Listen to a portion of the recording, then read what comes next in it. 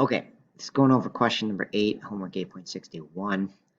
And again, this is one where I think cross products would work pretty good to solve. Um, but if you want to do it the way we're doing in class, we need a common denominator, which means we'd multiply this side by x minus 4 on top and bottom, and then the other one multiply by x, so that our denominator would be x times x minus 4.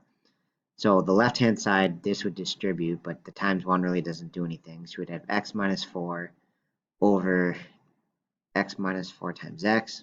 And then on the other side, we'd have 5x over x minus 4 times x.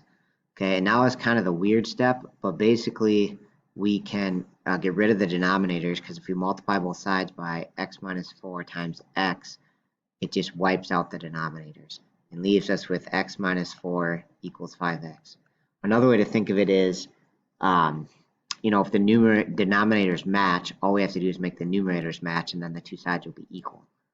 Okay, so we just got to solve this, and so I would just minus an x, so we have negative 4 equals 4x, and then divide by 4, and we get negative 1 as our solution. And we can see that that works, because if we have negative 1 over here, that would be equal to 5 over, this would be negative 5, and so those two things are equal. So we can tell that our answer is correct.